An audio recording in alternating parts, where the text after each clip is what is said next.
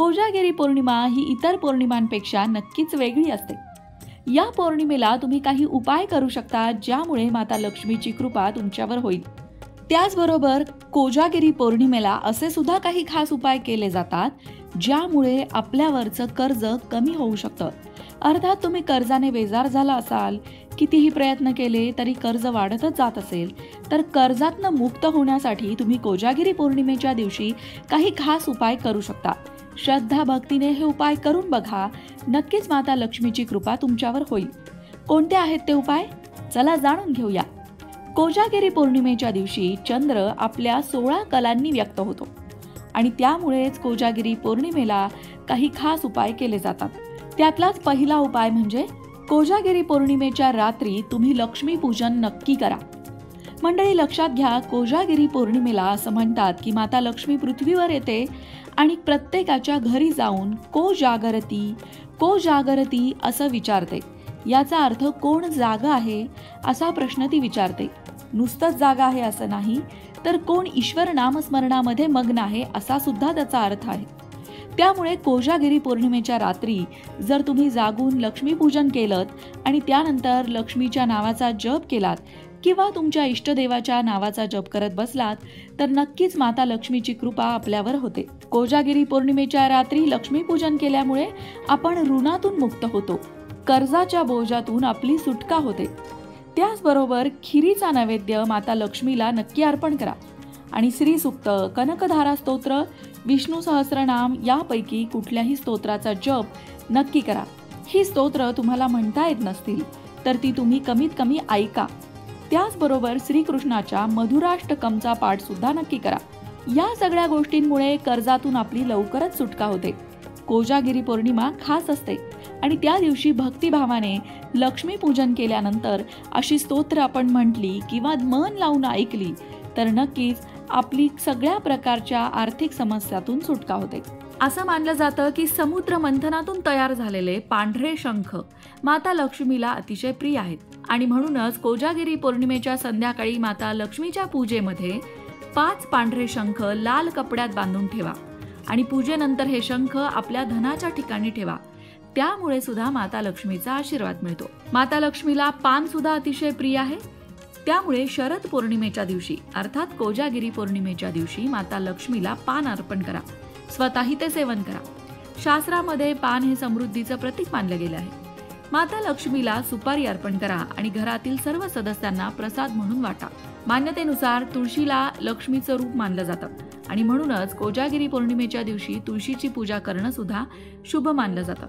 ज्या घरामध्ये तुळशीची नित्य पूजा केली जाते त्या घरातील लोकांवर माता लक्ष्मीची कृपा होते. तुळशीच्या शेजारी तुपाचा दिवाही नक्की लावा आणि मध सुद्धा अर्पण करा. दुसऱ्या दिवशी या वस्तू एखाद्या गरजू विवाहित महिलेला दान करा. असं केल्याने सुद्धा पतीला दीर्घायुष्याची प्राप्ती होते आणि माता लक्ष्मीची कृपा आपल्यावर होते असं म्हटलं जातं.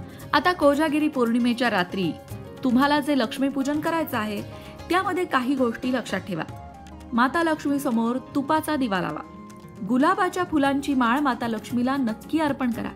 त्याचबरोबर पांढरी बर्फी, अत्तर सुद्धा अर्पण करा आणि पूजेमध्ये मी मगाशी म्हटलं तसं कनकधारा स्तोत्र किंवा महालक्ष्मी अष्टक सुद्धा नक्की म्हणा. पण सगळ्यात महत्त्वाचं, कोजागिरीच्या रात्री 3 गोष्टी आहेत ज्या तुम्हाला तुमच्या देवघरात ठेवायच्या आहेत किंवा त्याची स्थापना कोजागिरीच्या रात्री जर तुम्ही तुमच्या देवघरात केली तर माता लक्ष्मीची कृपा नक्कीच तुमच्यावर होते. आणि त्यामध्ये सगळ्यात पहिली गोष्ट म्हणजे माता लक्ष्मीची मूर्ती किंवा फोटो. प्रत्येकाच्याच घरामध्ये माता लक्ष्मीची मूर्ती नक्कीच असते. पण जर तुमच्या घरात माता लक्ष्मीची मूर्ती किंवा फोटो नसेल तर तो तुम्ही कोजागिरी पौर्णिमेच्या रात्री तुमच्या देवघरामध्ये स्थापित करा. एका गोष्टीची काळजी घ्या की माता लक्ष्मी स्थापन करताना ती बसलेल्या रूपात असणं आवश्यक आहे. माता लक्ष्मीची उभी मूर्ती किंवा ज्या फोटोमध्ये माता लक्ष्मी उभी आहे त्या घरामध्ये पैसा टिकत नाही असं म्हटलं जातं. कारण माता लक्ष्मी मुळातच चंचल आहे. ती एका ठिकाणी जास्त काळ वास्तव्य करत नाही. म्हणूनच बसलेल्या स्थितीमधली मूर्ती किंवा फोटो आपल्या घरामध्ये स्थापित करावा. दुसरी गोष्ट म्हणजे कवडी. तसं तर कवडीचे एकूण 108 प्रकार असतात, परंतु आपल्याला 5 प्रकारच्या कवड्या बाजारातून आणायच्या आहेत. त्यामध्ये सोनेरी कवडी जिला सिद्धी कवडी म्हणतात. दुसरी धुरकट रंगाची येते तिला व्याघ्री कवडी म्हणतात. तिसरी कवडी म्हणजे वरच्या बाजूला थोडासा पांढरा रंग अशा प्रकारची कवडी असते. तसंच सफेद कवडी किंवा चिंतांक कवडी अशा अनेक प्रकारच्या कवड्या आहेत. तर आपण त्यातली कोणतीही एक कवडी खरेदी करा आणि त्यातही आपल्याला लाभ देणारी कवडी हवी असेल तर 1.25 तोळा एवढ्या वजनाची सर्वश्रेष्ठ फळ देणारी कवडी मानली जाते. तसं तर कवडीची उत्पत्ती ही समुद्र मंथनातून झालेली आहे. जशी माता लक्ष्मी सुद्धा समुद्र मंथनातून आली आहे त्याच प्रकारे कवडी देखील समुद्र मंथनातून आली आहे असं म्हटलं जातं आणि त्यामुळेच माता लक्ष्मीला कवडी प्रिय आहे. जर घरात नेहमी कोणी ना कोणीतरी आजारी पडत असेल तर आजारी व्यक्तीच्या गळ्यात ही कवडी घालावी. त्यामुळे आजारी व्यक्तीला मानसिक शांतता मिळते, आजार बरा व्हायला मदत होते. त्याबरोबरच डॉक्टर, दवाखाने आणि औषधही चालू ठेवावे. ज्याला संतान प्राप्ती करायची आहे त्याने सुद्धा कवडीचा हा उपाय करावा. धनप्राप्तीसाठी सुद्धा कवडी लाभदायक आहे. तिसरी गोष्ट म्हणजे दक्षिणावर्ती शंख होय.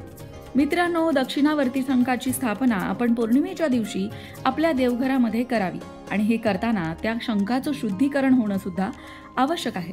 आता शुद्धीकरण करायचं म्हणजे काय करायचं? आपल्या घरात जर गंगाजल असेल तर उत्तम, नसेल तर स्वच्छ पाणी घ्या आणि त्या पाण्याने तो शंख धुवून घ्या. आपल्या देवघरासमोर बसून एक लाल रंगाचं कापड अंथरा आणि त्या कापडावर शंखाची स्थापना करा. नंतर आपण त्यात गंगाजल भरायचं आहे. त्यानंतर आपण माता लक्ष्मीच्या एका मंत्राचा फक्त 11 वेळा जप करायचा आहे. तो मंत्र याप्रमाणे आहे: ओम श्रेम लक्ष्मी सहोदराय नमः. याप्रमाणे जप केल्यानंतर हा शंख आपल्या देवघरात किंवा तिजोरीमध्ये ठेवून द्यायचा आहे. यामुळे सुद्धा आपल्याला मोठ्या प्रमाणात आर्थिक लाभ होतो असं म्हटलं जातं. तर कोजागिरी पौर्णिमेच्या रात्री तुम्ही या 3 पैकी कुठलीही एक वस्तू घरी आणा आणि त्याची स्थापना तुमच्या देवघरात करा. नक्कीच तुम्हाला त्याचा लाभ मिळेल असं वास्तुशास्त्र सांगतं. मंडळी, वास्तुशास्त्र, ज्योतिषशास्त्र, अंकशास्त्र यासारख्या विषयांवर तुमच्या मनात काही शंका असतील तर त्या कमेंट बॉक्समध्ये नक्की विचारा. तुमच्या प्रश्नांची उत्तरं घेऊन येण्याचा प्रयत्न आम्ही नक्कीच करू. त्याचबरोबर आणखीन कोणत्या विषयांवरचे व्हिडिओ तुम्हाला ऐकायला आवडतील ते सुद्धा कमेंट करून सांगा. म्हणजे तुम्हाला हव्या असणाऱ्या विषयांवर सुद्धा व्हिडिओ घेऊन आम्ही येऊ. ज्योतिषशास्त्र, अंकशास्त्र, वास्तुशास्त्र यांसारख्या विषयांवरचं योग्य मार्गदर्शन तुमच्यापर्यंत पोहोचवण्याचा आमचा हा प्रयत्न आहे. तेव्हा तुमच्या शंका कमेंट बॉक्समध्ये नक्की विचारा. अशाच प्रकारच्या माहितीपूर्ण व्हिडिओंसाठी लोकमत भक्ती चॅनलला सबस्क्राईब करा आणि बेल आयकॉनवर सुद्धा क्लिक करा. म्हणजे आमच्या नवनवीन व्हिडिओचं नोटिफिकेशन तुम्हाला मिळत राहील. तसंच योग्य आध्यात्मिक मार्गदर्शनासाठी लोकमत भक्तीच्या फेसबुक पेजला फॉलो करायला विसरू नका.